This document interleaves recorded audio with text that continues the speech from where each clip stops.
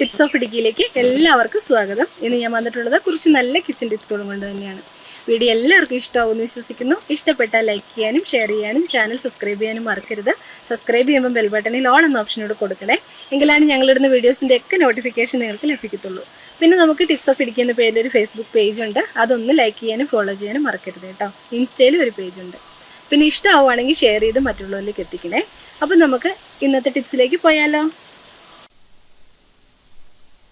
നമുക്കെല്ലാവർക്കും വളരെയധികം ഇഷ്ടമാണല്ലേ ദോശ. മലയാളികളുടെ പ്രിയപ്പെട്ട ബ്രേക്ക്ഫാസ്റ്റ് റെസിപ്പി ആയിട്ടും നമ്മളെപ്പോഴും കഴിക്കാൻ ആഗ്രഹിക്കുന്നതാണ് ദോശ. അപ്പോൾ ആ ദോശ വെച്ചിട്ട് നമുക്ക് ചെയ്യാൻ പറ്റുന്ന കുറച്ച് നല്ല ടിപ്പുകളും അത് സ്റ്റോർ ചെയ്യുന്നത് എങ്ങനെയാണെന്നൊക്കെ നമുക്ക് നോക്കി നോക്കാം കേട്ടോ. അപ്പോൾ ഞാനിവിടെ മാവ് അരയ്ക്കാൻ സമയത്ത് ചെയ്യാൻ പറ്റുന്നൊരു ടിപ്പ് പറയാം. നമ്മൾ ഒരു ദോശ മാറ്റി വെക്കുക. ഇതിന് വേണ്ടിയിട്ട് നമ്മൾ മാവ് അരയ്ക്കുന്ന കൂട്ടത്തിൽ തലേദിവസം നമ്മളുണ്ടാക്കിയ അല്ലെങ്കിൽ നമ്മളുടെ കയ്യിലിരിക്കുന്ന ലെഫ്റ്റ് ഓവറായിട്ട് വന്നിരിക്കുന്ന ഒരു ദോശ ചേർത്ത് കൊടുക്കുകയാണെങ്കിൽ നമ്മളുടെ ദോശ നല്ല സോഫ്റ്റ് ദോശയായി കിട്ടും കേട്ടോ. നിങ്ങൾ ഈ ടിപ്പ് ഒന്ന് പരീക്ഷിച്ച് നോക്കിയോളൂ. ഫ്രിഡ്ജിലെടുത്ത് വെച്ചതിന് ശേഷം പിറ്റേ ദിവസം നമ്മൾ മാവ് അരയ്ക്കാൻ പോവുകയാണെങ്കിൽ ആ സമയത്തെടുത്ത് ചേർത്ത് കൊടുത്താൽ മതിയാകും. നല്ല സോഫ്റ്റ് ആയിട്ടുള്ള ദോശ നമുക്ക് റെഡിയാക്കി എടുക്കാനായിട്ട് സാധിക്കും. വേറെ ഒന്നും ചേർത്ത് കൊടുക്കേണ്ട ആവശ്യമില്ല. ഒരു ദോശ എടുക്കുക, നമ്മൾ അരയ്ക്കുന്ന മാവിൽ ചേർക്കുക. അതിനുശേഷം നല്ല രീതിയിൽ സാധാരണ നമ്മൾ അരയ്ക്കുന്നത് പോലെ വെള്ളവും ചേർത്ത് അരച്ചെടുക്കുക. നല്ല സോഫ്റ്റ് ആയിട്ടുള്ള ദോശ കിട്ടാൻ വേണ്ടി ഈ ടിപ്പൊന്ന് ചെയ്ത് നോക്കണം കേട്ടോ.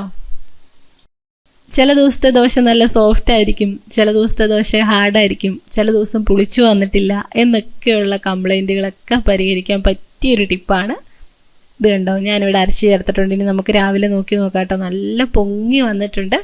നല്ല സോഫ്റ്റ് ആയിട്ടുള്ള ദോശ നമുക്ക് ഈ രീതിയിൽ റെഡിയാക്കി എടുക്കാം. ഇപ്പോൾ തണുപ്പുള്ള സ്ഥലങ്ങളിലുള്ളവർക്കറിയാം ഭയങ്കര പാടാണല്ലേ ദോശമാവ് പുളിച്ച് വരാൻ വേണ്ടിയിട്ട്. ആ ഒരു സമയത്തൊക്കെ നിങ്ങൾ ഈ ഒരു ടിപ്പ് ചെയ്ത് നോക്കിയോളൂ, ഉറപ്പായിട്ടും വർക്കൗട്ട് ആവും കേട്ടോ.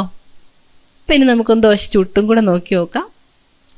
ആവശ്യത്തിന് ഉപ്പും കൂടി ചേർത്ത് നല്ല രീതിയിൽ അങ്ങോട്ട് ദോശ ചുട്ടെടുക്കാം കേട്ടോ. അപ്പോൾ ചുട്ടെടുക്കുന്ന സമയത്ത് കുറച്ച് നെയ്യും കൂടെ ഒഴിച്ച് ചുടുവാണെങ്കിൽ നല്ലൊരു ടേസ്റ്റ് ആയിരിക്കും ദോശയ്ക്ക് കഴിക്കാനായിട്ട്. ഇനി കറിയൊന്നും ഇല്ലെങ്കിലും പഞ്ചസാര കൂട്ടി നമുക്ക് കഴിക്കാനായിട്ട് സാധിക്കും. കുറച്ച് നെയ്യ് നന്നായിട്ട് അങ്ങോട്ട് ഒഴിച്ചു കൊടുക്കുക.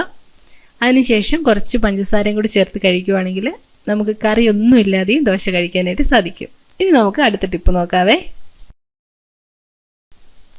അടുത്ത ടിപ്പ് വളരെ യൂസ്ഫുൾ ആയിട്ടുള്ളത് തന്നെയാണ്. നമ്മളുടെയൊക്കെ വീടുകളിൽ കാണുമല്ലേ ഇങ്ങനെ ഒരു പാത്രം. നമ്മൾ നല്ല രീതിയിൽ ചൂടൊക്കെ ആവാൻ വേണ്ടിയിട്ട്, ചൂടാറാതെ ഭക്ഷണം സൂക്ഷിക്കാൻ വേണ്ടിയിട്ടുള്ളൊരു പാത്രമാണ്. പക്ഷേ ഇത് കുറച്ച് കഴിയുമ്പോഴത്തേനും ഇത് ശരിയായ രീതിയിൽ വർക്കാവൂല. എനിക്കും അനുഭവം ഉണ്ടായിട്ടുണ്ട്. അപ്പോൾ അത് എന്തുകൊണ്ടാണെന്ന് എനിക്ക് മനസ്സിലാകുന്നില്ല. ആ സമയത്ത് നമുക്ക് ചെയ്യാൻ പറ്റിയൊരു നല്ല ടിപ്പാണിത്. കുറച്ച് ചൂടുവെള്ളം നന്നായിട്ട് തിളപ്പിച്ചെടുക്കുക. നല്ല രീതിയിൽ ചൂടായതിന് ശേഷം നമ്മളുടെ ആ ഒരു പാത്രത്തിലേക്ക് നമുക്കങ്ങ് ഒഴിച്ചു കൊടുക്കാം. അപ്പം ഈ പാത്രം ഉപയോഗിക്കുന്നവർ ശ്രദ്ധിക്കുക, ആ പാത്രം തീയിലൊന്നും വെക്കാൻ പാടില്ല കേട്ടോ. ഗ്യാസ് ഫ്ലെയിമിലൊന്നും വെക്കരുത്. സ്റ്റീലിൻ്റെയൊക്കെ പാത്രങ്ങൾ ഇറങ്ങാറുണ്ട് ഇപ്പം, അതുകൊണ്ടാണ് കേട്ടോ ഞാൻ പറഞ്ഞത്. അപ്പം ഞാനിവിടെ നല്ല തിളച്ച വെള്ളമാണ് ഒഴിച്ചു കൊടുത്തേക്കുന്നത്. എന്നിട്ട് നമുക്കതൊന്ന് അടച്ചു വയ്ക്കാം. ഒരു 5 മിനിറ്റ് അല്ലെങ്കിൽ 2-3 മിനിറ്റ് കഴിയുന്നത് വരെ നമുക്കതൊന്ന് അതിനകത്ത് സ്റ്റോർ ചെയ്യാം കേട്ടോ. അതിനുശേഷം നമുക്ക് ആ വെള്ളം ഒഴിച്ച് കളഞ്ഞതിന് ശേഷം നല്ല രീതിയിൽ വൃത്തിയായിട്ട് തുടച്ചെടുക്കുക. അപ്പം നല്ലൊരു ടിപ്പാണ്. ഇതുപോലുള്ള പാത്രങ്ങളുള്ളവരൊന്ന് ട്രൈ ചെയ്ത് നോക്കിയോളൂ. നന്നായിട്ട് ചൂട് നമുക്കിപ്പം 2 മണിക്കൂർ നിൽക്കുന്നത് ഒരു 5 മണിക്കൂറൊക്കെ വരെ നിൽക്കാൻ വേണ്ടിയിട്ട് ഈ ഒരു ടിപ്പ് നിങ്ങളെ സഹായിക്കും കേട്ടോ. അപ്പം ഞാൻ ആ വെള്ളം മാറ്റി കൊടുക്കുന്നുണ്ട്.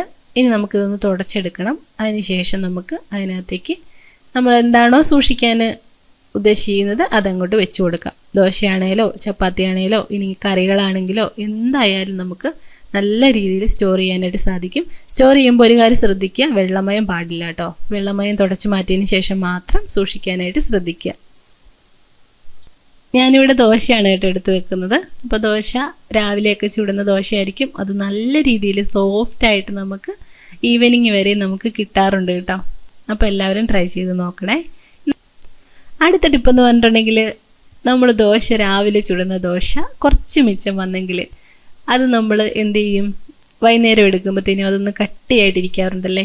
അതുപോലെ തന്നെ നമ്മളുടെ അപ്പമാണെങ്കിലും അങ്ങനെ കട്ടിയായി പോകാറുണ്ട്. കണ്ടോ, ഈ ഒരു ദോശയുടെ പരുവം ഞാൻ കാണിച്ചു തരാം. കണ്ടോ, നന്നായിട്ട് കട്ടിയായിട്ടിരിപ്പുണ്ട്. അപ്പോൾ ഇത് നമുക്ക് നല്ല സോഫ്റ്റായിട്ട് എടുക്കാൻ പറ്റുന്ന ഒരു ടിപ്പാണ് കേട്ടോ ഇനി ഞാൻ കാണിക്കാൻ പോണത്. ഇത് നല്ല രീതിയിൽ നിങ്ങൾക്ക് യൂസ്ഫുൾ ആകും. അതിന് വേണ്ടിയിട്ട് ഞാനൊരു ബൗളിൽ കുറച്ച് വെള്ളം എടുക്കുന്നുണ്ട് കേട്ടോ. അപ്പോൾ ഇത് ഹോട്ടലുകാരൊക്കെ ചെയ്യുന്നൊരു ടിപ്പാണ്. അവരൊക്കെ ഇങ്ങനെയാണ് നമുക്ക് നല്ല രീതിയിൽ ഫ്രഷ് ആയിട്ട് അപ്പം തന്നെ നല്ല സോഫ്റ്റ് ആയിട്ടിരിക്കുന്ന ഭക്ഷണം നമുക്ക് ലഭിക്കുന്നത് ഇങ്ങനെയൊക്കെയാണ് കേട്ടോ. അപ്പോൾ നല്ല വൃത്തിയായിട്ടുള്ള കൈ വാഷ് ചെയ്തതിന് ശേഷം ആ വെള്ളത്തിലൊന്ന് ഡിപ്പ് ചെയ്യുക.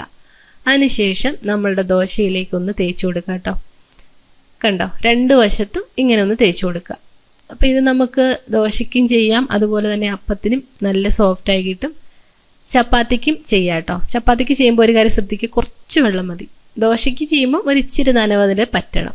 നല്ല ചൂടായിരിക്കുന്ന പാനിലേക്ക് നമുക്ക് ആ ദോശ ഇട്ട് കൊടുക്കാം. അങ്ങോട്ടും ഇങ്ങോട്ടും തിരിച്ചിട്ടിട്ട് നല്ല സോഫ്റ്റായിട്ടുള്ള ദോശ കഴിക്കാനായിട്ട് സാധിക്കും കേട്ടോ. നല്ലൊരു ടിപ്പാണ്, എല്ലാവരും ട്രൈ ചെയ്ത് നോക്കുക. നല്ല സോഫ്റ്റായിട്ടുള്ള ദോശയാണെങ്കിലും അതുപോലെ തന്നെ നമ്മളുടെ അപ്പമാണെങ്കിലും നമുക്ക് എപ്പോഴും ചൂടോടുകൂടി കഴിക്കാനായിട്ട് ഈ ഒരു ടിപ്പ് നമ്മളെ സഹായിക്കും. അപ്പോൾ ഇന്നത്തെ ടിപ്പ് എല്ലാവർക്കും ഇഷ്ടപ്പെട്ടിട്ടുണ്ടാവുമെന്ന് വിശ്വസിക്കുന്നു. ഇഷ്ടപ്പെട്ടാൽ ലൈക്ക് ചെയ്യാനും ഷെയർ ചെയ്യാനും ചാനൽ സബ്സ്ക്രൈബ് ചെയ്യാനും മറക്കരുത്. അതുപോലെ തന്നെ നിങ്ങൾക്ക് ഇഷ്ടപ്പെടുവാണെങ്കിൽ ഫ്രണ്ട്സിനും ഫാമിലിക്കും ഒക്കെ ആയിട്ടൊന്ന് ഷെയർ ചെയ്ത് കൊടുത്ത് മറ്റുള്ളവരിലേക്ക് എത്തിക്കാനും മറക്കരുത് കേട്ടോ. തുടർന്നും നല്ല നല്ല ടിപ്സുകളുമായി ഞാൻ വരുന്നതായിരിക്കും. ഇതുവരെ സപ്പോർട്ട് ചെയ്ത എല്ലാവർക്കും ഒരുപാട് നന്ദിയുണ്ട്. തുടർന്നും വന്ന വീഡിയോസ് എല്ലാം കാണുമല്ലോ. അടുത്ത മറ്റൊരു നല്ല ടിപ്പുമായി നല്ലൊരു വീഡിയോയുമായി വീണ്ടും കാണാം. Thanks for watching.